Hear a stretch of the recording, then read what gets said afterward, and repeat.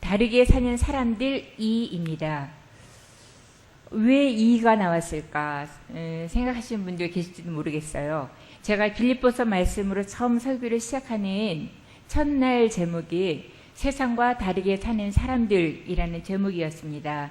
1장 처음 설교를 할 때에 세상과 다르게 사는 사람들이라는 제목으로 빌립보서 말씀을 시작하였는데요.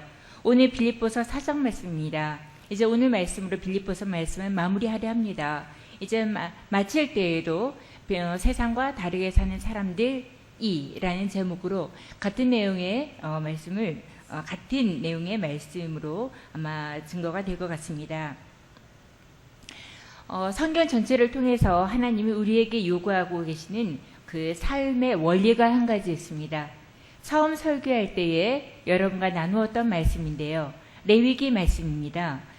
자막으로 나올 텐데요. 레위기 18장 3절 4절 말씀입니다. 함께 같이 읽어보도록 하겠습니다. 너희는 너희가 거주하던 애굽 땅의 풍속을 따르지 말며 내가 너희를 인도할 가나안 땅의 풍속과 규례도 행하지 말고 너희는 내 법도를 따르며 내 규례를 지켜 그대로 행하라. 나는 너희의 하나님 여호와니라. 아멘. 이제 애굽에서 이스라엘 백성들을 출애굽시키고 그리고 광야에서 하나님이 십계명을 주시면서 들려주셨던 말씀입니다. 하나님은 이스라엘에게 요구하시기를 너희는 애굽 땅의 풍속도 따르지 말며 가나안 땅의 풍속도 따르지 말라고 하십니다. 그리고 오직 내 명령, 내 규례, 내 말씀대로만 살라고 요구하십니다. 이 요구가 참으로 쉬운 요구가 아닙니다. 이스라엘 백성들은 수백 년 동안 430년 동안 애굽에서 살아왔어요. 듣고 보고 배우고 본 바가 듣고 보고 익히고 살아온 바가 애굽의 풍속밖에 모르는 사람들이었던 거예요. 이스라엘 백성들은. 그런데 그렇게 살지 말라고 합니다. 그리고 이제 이 광야를 거쳐 이제 가나안으로 들어가게 되는데 이 가나안에 들어가서도 이 가나안 땅의 풍속을 따르지 말라는 것입니다. 눈앞에 보이는 사람들이 살아가고 있는 그 모습이 아니라 너희가 들은 바대로 보는 바대로 배우는 바대로 살아가지 말라.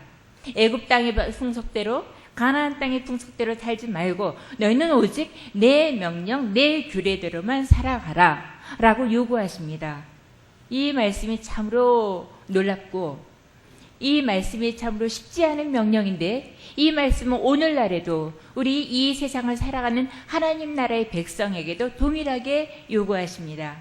성경에 나와 있는 모든 삶의 원리는 이것과 동일하다고 할 수 있습니다. 너희는 세상의 방법대로 살아가지 말아라.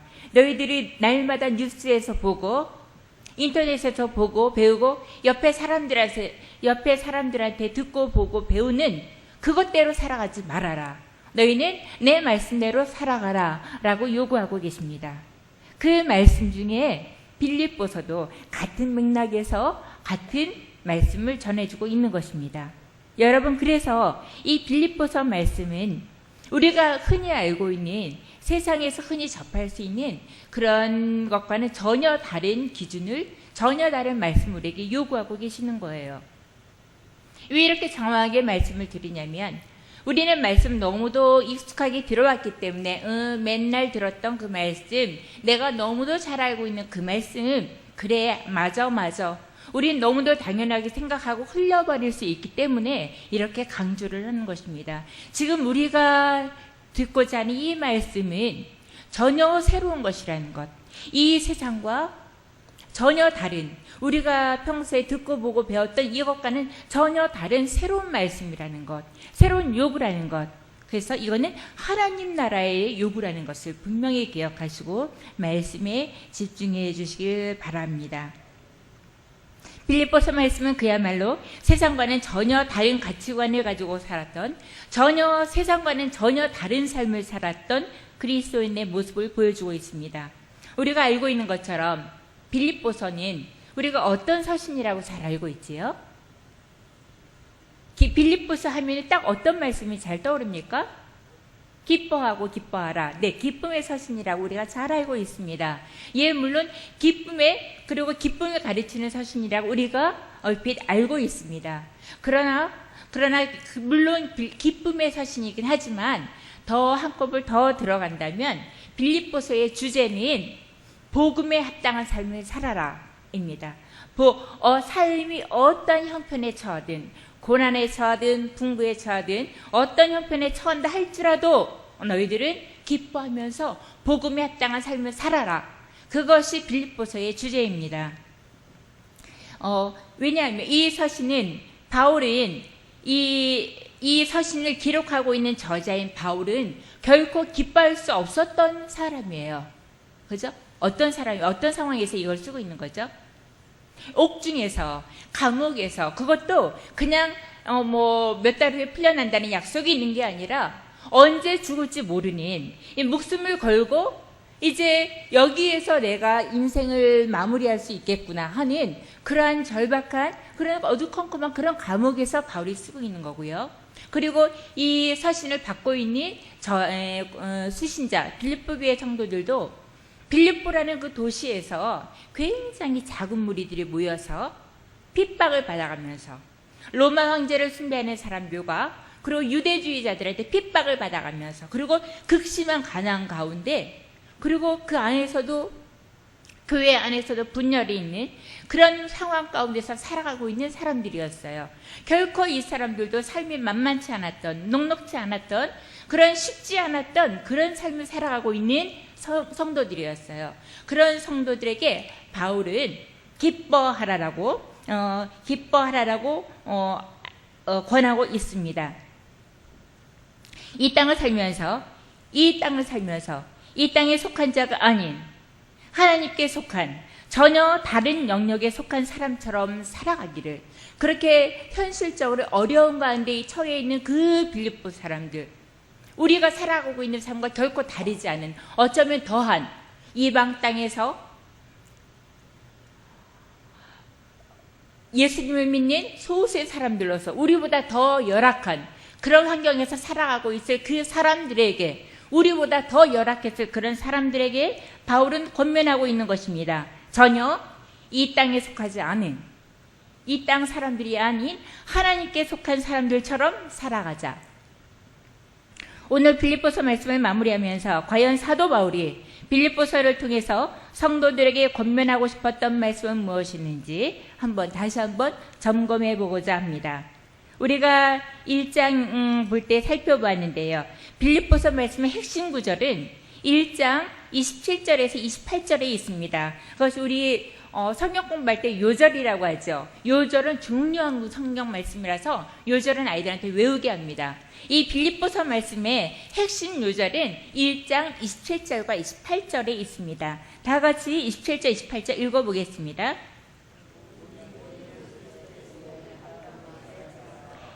이는 내가 너희에게 가보나 떠나 있으나 너희가 한 마음으로 서서 한 뜻으로 복음의 신앙을 위하여 협력하는 것과 무슨 일에든지 대적하는 자들 때문에 두려워하지 아니하는 이 일을 듣고자 함이라.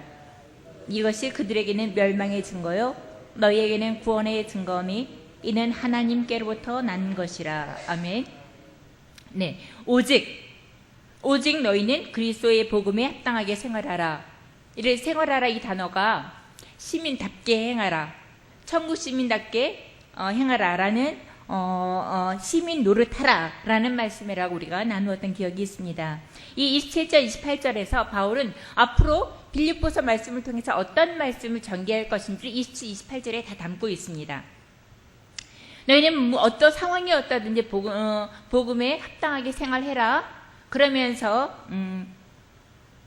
27절 하반절에 보면은 너희가 한 마음으로 서서 한 뜻으로 복음의 신앙을 위하여 협력하는 것과, 너희가 하나가 돼야 된다라는 말씀을 하고 있는 거죠.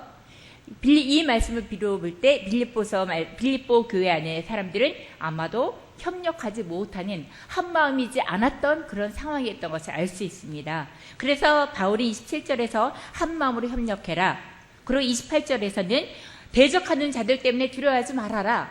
대적하는 자들이 있었던 것 같습니다. 이 두 가지 상황을 바울이 언급을 하면서 빌립보서 2장에 들어가서는 너희가 하나가 돼야 된다. 어떻게 하나가 돼야 되느냐? 그리스도의 마음을 품어라. 겸손을 품어라. 이러면서 2장에서는 너희가 어떻게 하나가 될 것인가를 2장에서 다루고 있습니다. 그리고 3장으로 넘어가면은 개들을 조심하라. 행악하는 자들을 삼가하라 하면서 너희들을 핍박하는 외부 세력들에 대해서 어떻게 대할 것인가. 그러니까 2장에서는 안으로 협력해야 될 것과 3장에서는 핍박하는 세력들에 대해서 어떻게 행할 것인지 2장 3장에서 다루고, 그리고 4장에서 다시 우리가 어떻게 살아야 할 것인가를 마무리하고 있습니다. 오늘은 4장의 말씀을 함께 살펴보고자 합니다. 네. 먼저 오늘 제가 살펴보고자 하는 주제는 섬기는 삶입니다. 그리스도인의 삶인 무엇보다도 우리 바울이 빌립보서를 통해서 빌립보 성도들한테 권면하고 있는 이 4장에서 살펴볼 수 있는 첫 번째 주제는 섬기는 삶입니다. 우리 10절 말씀을 다 같이 한번 읽어보도록 하겠습니다. 10절 말씀입니다. 시작. 내가 주 안에서 크게 기뻐함은 너희가 나를 생각하던 것이 이제 다시 싹이 남이니 너희가 또한 이를 위하여 생각은 하였으나 기회가 없었느니라. 아멘. 나를 생각하던 것이 이제 다시 싹이 남이니, 이 말씀이 의미하는 것은 지난날 빌립보 교회가 이전에 사도 바울을 위해서 헌금을 했던 것을 의미합니다. 15절에 보시면 빌립보 사람들아 너희도 알거니와 복음의 시초에 내가 마게도냐를 떠날 때에 주고받는 내 일에 참여한 교회가 너희 외에 아무도 없었느니라고 말씀하고 있습니다. 네, 이전에 마게도냐를 떠날 때 그 빌립보 교회가 속해 있던 지역이 마게도냐 지역이에요. 그 마게도냐를 떠날 때에 나와 함께 주고받는 내 일에 참여한 교회가 너희밖에 없었다. 여기선 주고받는다는 것은 어떤 물질적인 교류뿐만 아니라 영적인 교제를 의미합니다. 그러니까 사도 바울은 성도들에게 말씀으로 은혜를 끼치고, 빌립보 교회 성도들은 물질적으로 사도 바울을 돕고, 이런 비단 같은 사역을 위해 같은 꿈을 품고 같은 비전을 향해서 같이 그 일에 헌신하는 것입니다. 이 사역자는 말씀으로 헌신하고, 성도들은 물질로 헌신하고, 기도로 헌신하고, 같이 위로함으로 헌신하고 같이 동참하는 것, 이러한 교제가 빌립보 교회 안에 있었다는 것입니다. 이러한 교제는 비단 목회자와 성도들에게서만 볼 수 있는 것은 아닙니다. 교회 안에서뿐만 아니라 하나님의 복음 사역을 위해 전념하시는 분들에게 사역을 위한 비용과 생활비를 충당하는 것, 후원하는 것, 이런 모습도 우리 주변에서 많이 볼 수 있습니다. 네, 그렇습니다. 바울은 먼저 이 빌립보 교인들에게 남을 섬겨라라고 이야기하기 전에 먼저 자기 자신이 섬기는 삶을 보였습니다. 남을 섬기는 종의 도를 몸소 행해 보이신 주님을 본받은 사도 바울은 교회 성도들에게 먼저 복음 전도자로, 그리고 스승으로, 또 예수님의 모습으로 예수님처럼 섬기는 삶을 먼저 본으로 보여주었습니다. 그래서 우리가 오늘 읽지 않았지만 3장 17절에 빌립보서 3장 17절에서는 참 놀라운 말씀을 합니다. 형제들아 너희는 나를 본받으라.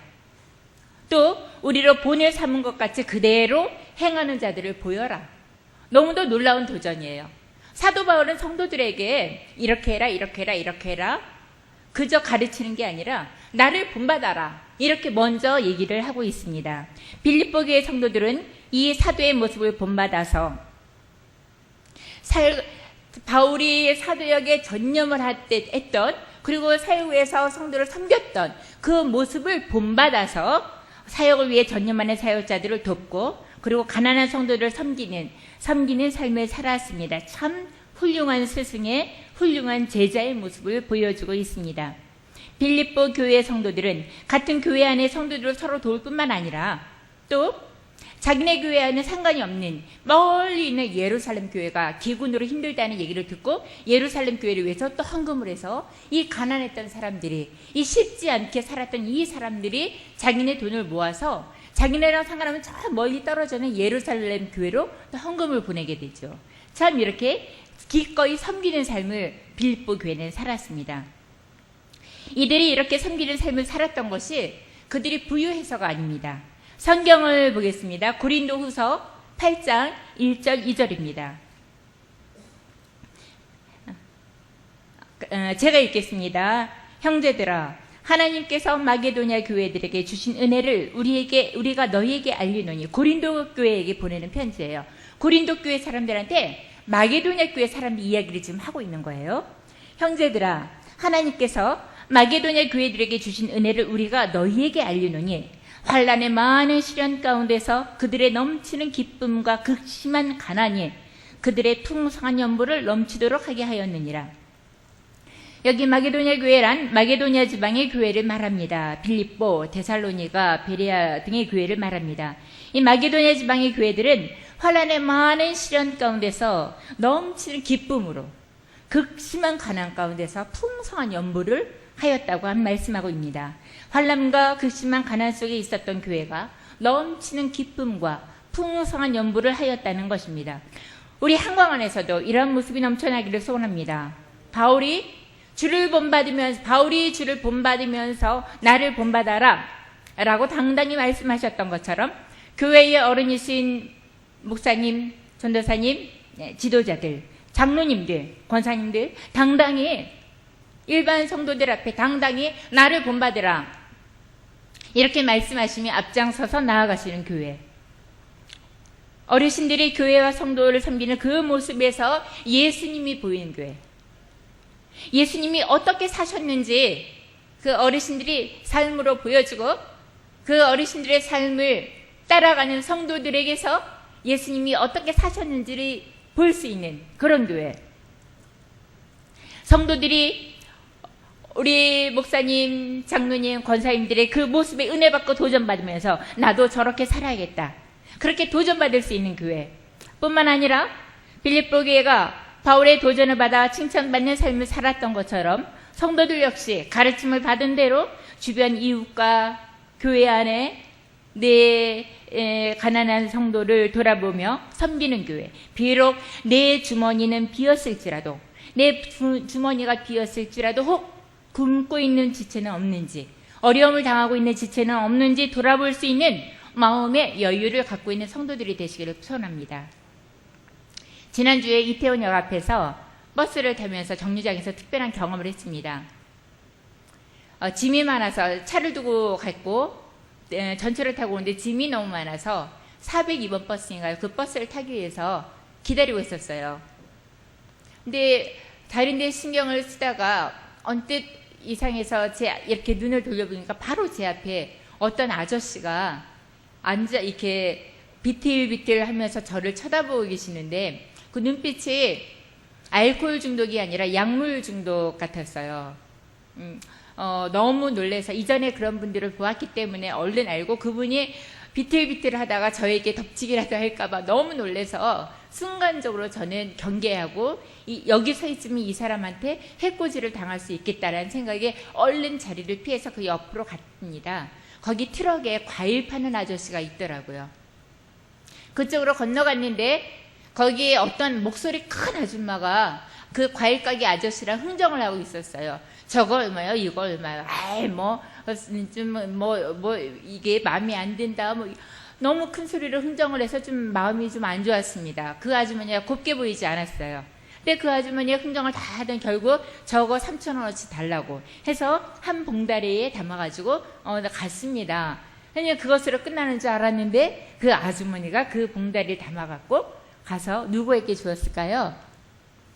거기 약물 중독에 비틀비틀 거리면서 지금이라도 쓰러질 것 같은 그 하얀 지지대에 앉아가지고 비틀비틀 거리는 그 아저씨에게 그 과일을 주는 겁니다.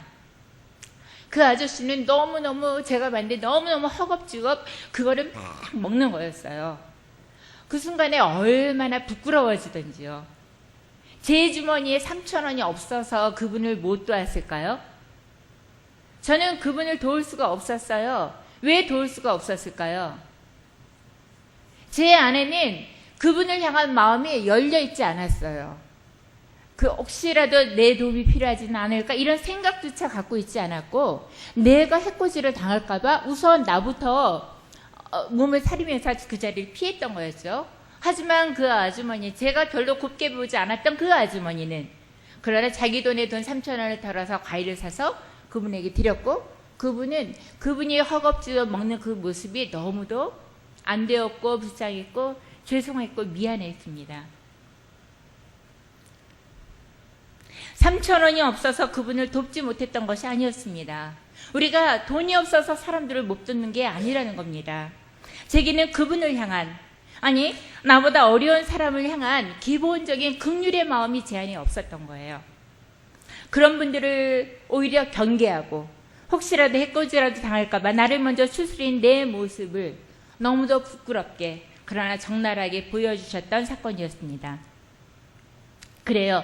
우리가 남을 돕지 못하는 건 우리가 가난해서 내 형편이 어려워서가 아니라 우리에게 도울 마음, 우리에게 섬길 마음, 우리에게 다른 사람의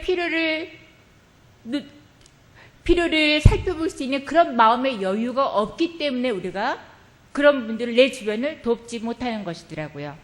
그리고 우리 안에는 어쩌면 순간적으로 내 거를 먼저 추스리는 그런 본능적으로 그렇게 반응을 하게 되어 있는데, 그러나 우리는 그들의 필요를 알아챌 감각을 개발해야 될 필요가 있습니다.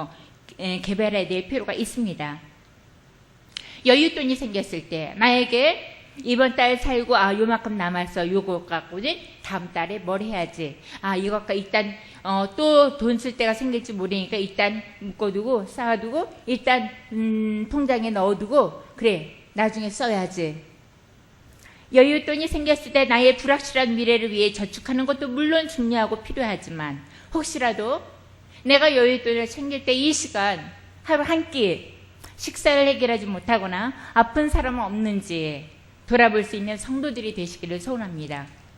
섬김을 받으려 함이 아니라 도리어 섬김의 삶을 살아가신 주님을 본받아 지극히 작은 자 하나를 주님 내 아들 섬기는 삶을 살아가는 우리 한광의 지체들이 되시기를 축복합니다. 줄인 자, 목마른 자, 나그네 된 자, 헐벗은 자, 병든 자, 옥에 갇힌 자에게 말로만이 아니라 그들의 필요를 채우며 사랑을 베푸는 실제적인 섬김의 삶을 사시는 저와 여러분 되시기를 소원합니다. 아멘. 두 번째, 바울이 빌립보서 4장에서 다시 한번 권면하고 있는 그리스도인의 삶의 모습은 두 번째로 자족하는 삶입니다. 11절 말씀을, 우리 4장 11절 말씀을 같이 한번 읽겠습니다. 시작.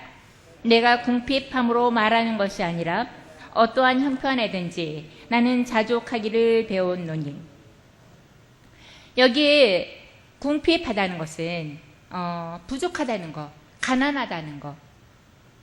네, 가난하다는 걸 의미하죠. 궁핍함, 어떠한 형편에서든지 바울은 자족하기를 배웠다고 합니다. 바울은 실제로 궁핍한데, 돈이 없는데, 가난한데 어떠한 형편에서도 그 가난이 문제가 되지 않더라. 내가 그걸 배웠다. 그렇게 이야기하고 있습니다. 특별히 이 배웠다는 단어를 주목을 해주시길 바랍니다. 이 배웠다는 것은 한 번에 내가 자족하겠어, 그렇게 다짐하고 나가서 당장 자족이 되는 게 아니라는 걸 말씀합니다. 내가 자전거를 타고 싶어. 그래. 자전거 못 타는 사람이 그래. 나 이제 자전거 타겠어. 그리고 딱 나가서 지금 자전거를 타면 탈 수 있습니까? 못 타요. 자전거 타는 걸 배워야 탑니다. 처음부터 자족할 수 있다는 건 아니라는 거죠. 우리가 자족을 배워야 한다는 말씀입니다. 사도 바울은 아마도 그의 평생에 다메섹 도상에서 예수님을 만나고 그리고 그에 남아있는 모든 평생이 자족을 배우는 삶의 연속이었을 것입니다. 자족을 우리 어떤 형편에 처해 있다 할지라도 그 상황에서 그 필요를 하나님 앞에 채워달라고 기도하는 것도 물론, 그 필요를 채워달라고 기도하는 것도 물론 중요하겠지만, 어떠한 형편에서든지 하나님 자족하기를 배우는, 자족하기를 가르쳐달라고, 자족하게 해달라고 매 순간순간마다 자족을 배우는 순간으로 우리가 받아들여야 할 것입니다.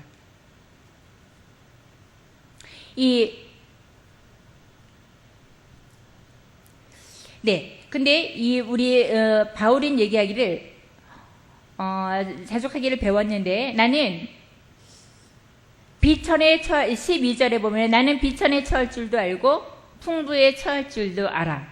여기에 비천이라는 것은 아주 극심한 경제적이 아주 처절하리 많지 가난한 아주 밑바닥까지 얘기하는 거고, 풍부는 아주 경제 차고 넘칠 정도의 풍부함 이야기하는 거죠. 이 바울이 나는 그런 비천에 처할 줄도 알고 풍부에 처할 줄도 안다고 얘기했습니다. 그런데 바울이 이 안다는 것은 그냥 그래 풍부에 처하는 법은 부자일 때는 어떻게 해야 되고 가난할 때는 어떻게 해야 돼 이렇게 머리로 하는 게 아니라 직접 자기가 아주 극심한 가난 속에서 어떻게 자족할 수 있는지, 자족이라는 게 어떻게 자족할 수 있는지, 그리고 아주 차고 넘치는 부유함 가운데서 어떻게 자족할 수 있는지를 경험으로 배웠다는 거죠. 경험으로. 그런데 여기에서 가난의 이 자족이라는 것이 가난에 처했을 때 어쩔 수 없이 있는 대로 짜증은 나고 어떻게든 이때만 지나가게끔 겨우겨우 그때를 넘어가면서 막 가족 간의 평화도 없고 가족 간에도 짜증과 불평과 불만과 이러면서 가난을 지나가고, 그런 게 아닙니다. 가난에 처했을 때는 불편하지만 어쩔 수 없이 견디고 풍부함이 있을 때는 그것을 만끽하면서 잘 살았다는 그런 뜻이 아닙니다. 가난한 상황에 처했을 때 긍정적이고 적극적인 마음 자세, 태도를 유지하며 살았고, 부유함이 주어졌을 때에도 그 부유함에 빠지지 않고 부유함을 사용하는 그런 방법을 배웠다는 것입니다. 그런데 우리가 주목해야 될 것은 바울이 내가 뭐라고 얘기하냐면 내가 비천에도 처할 줄 알고 풍부에도 처할 줄 안다. 이게 각각 따로 말을 하고 있습니다. 내가 비천과 풍부에 처할 줄 안다. 이렇게 묶어서 얘기하지 않고 있습니다. 이렇게 내는 비천에도 처할 줄 알고, 내가 아주 극심한 가난에도 처할 줄 알고, 아주 차고 넘치는 풍부에도 처할 줄 안다. 이렇게 각각 따로 얘기하고 있습니다. 이것은 비천에 처하는 문제와 풍부에 처하는 문제가 별개의 문제라는 것을 얘기해 줍니다. 비천에 처할 줄 아는 사람이라 할지라도 풍부에 처하면 그 풍부에 어떻게 대처해야 될지를 모르는 사람이 있어요. 그리고 풍부할 때 잘 견디다가도 잘 대처하고 아주 그 풍부함에 빠지지 않고 이 풍부함을 잘 사용하다가도 비천에 빠지면 그 비천 속에 어떻게 대처해야 될지 모르는 사람들이 있죠. 그러나 비천과 풍부에도 일체의 비결을 배웠노라고 합니다. 자, 그래요. 이 각기의 상황에 우리는 배워야 합니다. 자족하는 법. 어쩔 수 없이 그때를 견뎌나가는 것이 아니라 지금 우리가 겪고 있는 상황에 부유한 사람도 있지만 그런 사람들은 별로 많지 않겠죠. 가난과 어쩌면 더 가난하고 어쩌면 말도 못하게 가난한, 말할 수 없이 남들에게 얘기할 수 없이 비참한 그런 가난에 처해 있다 할지라도 바울 선생님처럼 고백할 수 있기를 바랍니다. 바울은 내가 일치의 비결을 배웠노라. 그 현장에, 우리 삶의 고난의 현장에 자족을 배우는, 훈련하는 그러한 시간이 되시기를 바랍니다. 바울은 자신이 그 모든 상황에서 어떻게 자족할 수 있는 능력이 어디에서 오는지를 밝히고 있습니다. 13절 중요한 구절이죠. 우리 한번 외우시는 분도 계실 텐데 13절 같이 한번 읽어보겠습니다. 시작. 내게 능력 주시는 자 안에서 내가 모든 것을 할 수 있느니라. 네, 그렇습니다. 그 능력이, 자족할 수 있는 능력이 그리스도 안에서 주어져 있다는 것. 내게 능력 주신 자, 그리스도를 통하지 않으면 아무것도 할 수 없음을 고백하는 것입니다. 그리고 인간적인 수양이나 노력을 통해서 내 마음을 다스리면서 그래, 참자, 감사하자, 이렇게 인간적인 수양이나 노력을 통해서 궁핍과 풍부에 처할 수 있다는 게 아닙니다. 궁핍할 때나 부유할 때나 적절한 태도를 유지하며 사는 그러한 자세는 예수 그리스도를 통해서 능력을 공급받을 때 가능해진다는 거죠. 우리가 어떤 문제에 처했을 때 그 문제 해결을 위해서 기도할 뿐만 아니라 그 문제를 감당할 수 있는 능력도 주께 공급받는 우리 여러분들, 저와 여러분들 되시기를 바랍니다. 섬기는 삶과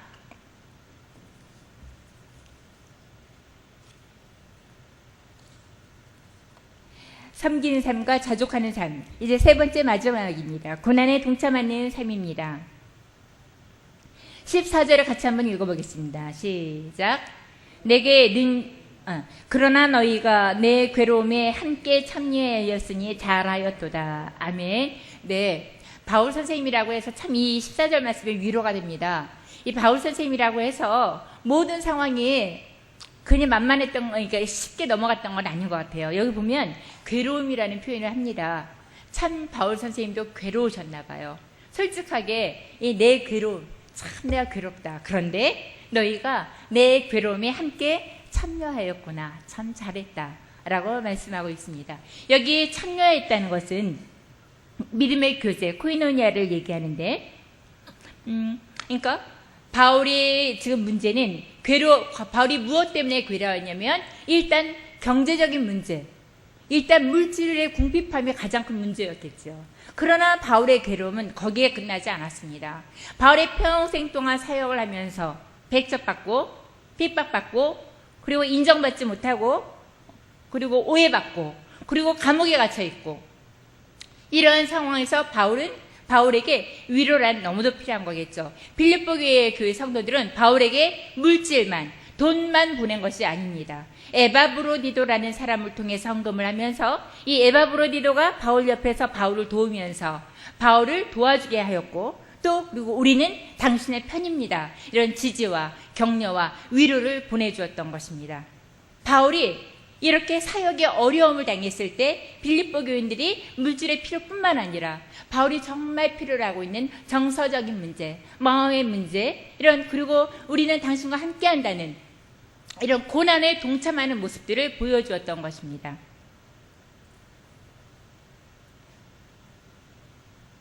우리 주변에도 특별히 처음에 섬기는 삶, 우리 주변에 참 부족한 삶, 나보다 부족한 그런 사람들을 우리가 돌아볼 수 있겠지만 이 고난에 동참한다는 것은 사역을 위해서 특별히 어려움을 당하고 있는 형제들, 우리는 우리의 기도의 제목이 우리 권사님들은 우리 자손들을 위해서, 가족들을 위해서 정말 기도할 기도의 제목들을 얼마나 많은 기도를 하고 계신지 참 제가 잘 압니다. 그리고 나라와 사회를 위해서도 정말 많은 기도를 하고 계시는 줄 압니다. 그런 기도에 정말 우리가 기도를 더 혹이라도 내 가족과 내 문제와 내 자손들만을 위해서 기도하는데 그치신 혹시 어르신들이 계신다면 우리의 기도를 넓혀서 이 사회와 그리고 복음을 전하다 고난을 당하는 사역자들은 없는지, 하나님의 일을 하다가 이 교회 현장에서 교회의 지원을 받는 사역자들 외에도 선교단체라든가 개인적으로 사역을 하면서 어려움을 당하고 있는 사역자는 없는지, 우리가 그런 분들에 대해서도 우리가 물질로, 말로, 기도로 그리고 함께함으로 우리가 그분들을 위로하고 격려하면서 그분들의 고난에 동참하는 그러한 모습들이 우리 안에 있어야 할 줄 압니다. 얼마 전에 교황이 다녀왔습니다. 교황이 다녀간 이후로 참 우리 개신교 성도들은 사실 좀 마음이 많이 좀 위축되어 있을지도 모르겠습니다. 온 사회가 교황과 천주교를 인정하는데, 환호하는데, 그러나 그에 반해서 기독교에 대해서는 굉장히 비판적인 이런 사회의 모습을 보면서 우리가 마음이 좀 상하고 그리고 좀 부끄럽기도 합니다. 이런 계기에 우리가 우리 자신을 돌아보는 자성의 성찰의 기회로 삼아야 할 줄 압니다.